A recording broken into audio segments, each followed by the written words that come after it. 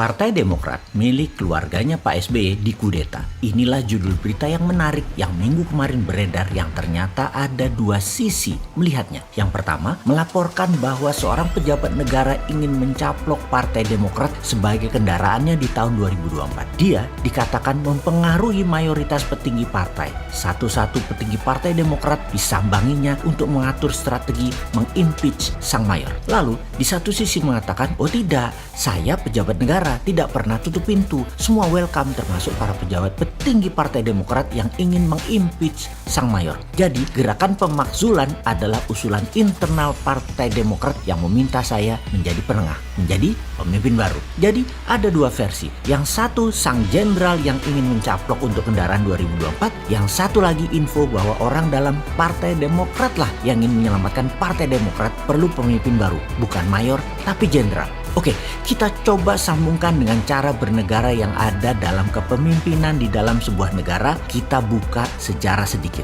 Kita mengawalinya dengan sejarah. Kita menengok sejarah ketika krisis keuangan di tahun 1929 di Amerika yang membuat the Panic of 1930. Money supply dan aktivitas ekonomi turun drastis. Endingnya resesi dunia, the Great Depression. Di saat itu, Indonesia pejabatnya adalah Gubernur Jenderal H.J. de Graaf yang demi mengendalikan stabilitas ekonomi di wilayah Indonesia, negara jajahannya, mereka atau dia merilis Vergader Verbod, agen rahasia dengan misi rahasia, yaitu mengamankan situasi ekonomi dan mengamankan situasi negara. Agen rahasia dikerahkan untuk menjaga stabilitas, untuk menggebuk organisasi radikal non-kooperatif. Sekarang di tahun 2021, krisis pandemi COVID-19 semakin gawat dan akan semakin tidak terkendali kalau banyak organisasi nakal yang tidak sejalan dengan arahan pemerintah. Banyak yang menduga aktivitas ekonomi global akan runtuh, akan mengancam Indonesia. Virus mengakibatkan krisis multidimensi.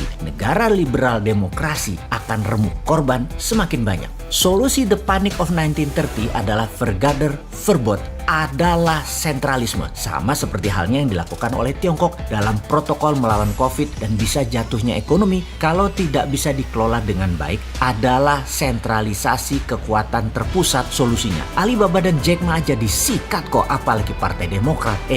Beda negara. Pemerintah Indonesia agaknya mengadopsi metode sentralisasi ini. Omnibus Law dan Pilkada 2024 bisa dikatakan solusi tepat adalah solusi sentralisasi. Dan hal ini bisa difahami, sangat bisa dimengerti. Tahun 2022 ini tahun momentum yang penting. Bangkit dan hancurnya pemerintah ditentukan di situ. Tidak diadakan pilkada dan semua wilayah yang hampir 250 kabupaten kota hingga tahun 2023 akan menggunakan PLT, kepala daerahnya. Adalah cara untuk membangun struktur sentralisasi, memudahkan negara merespon krisis pandemik dan paniknya ekonomi. Sentralisasi eksekutif dibarengi konsolidasi legislatif, DPR harus seirama dengan pemerintah. Karena sejak awal COVID hingga saat ini pemerintah sedang menghadapi bahaya besar jika tidak bisa mengendalikannya. Karena itu setelah FPI maka Partai Demokrat dianggap berpotensi tidak nurut. Terbelah dua saat ini Partai Demokrat tersebut. Ada yang dianggap membangkang setengah kader Partai Demokrat, dalam hal ini yang dikategorikan elemen non-korporatif di bawah mayor. Yang lainnya mau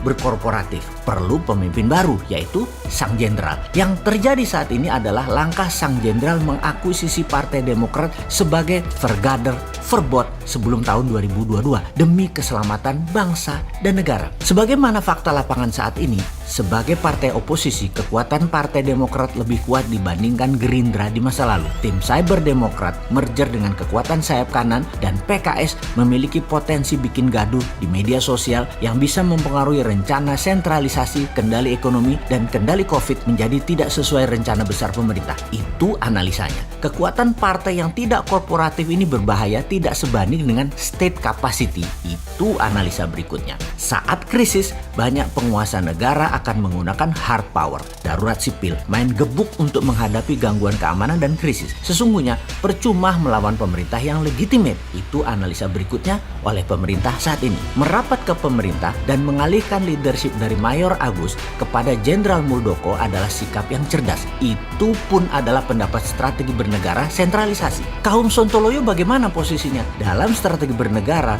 Bosman selalu menyikapi dengan penuh pelajaran seperti informasi informasi kali ini karena semuanya niatnya baik. Mungkin caranya yang kurang berkenan dari satu sisi. Dan apapun itu sebagai pemerhati cara bernegara, tugas kita sederhana, yaitu memintarkan rakyat agar paham bernegara untuk dapat mengambil sikap yang terbaik. Salam NKRI garis lurus.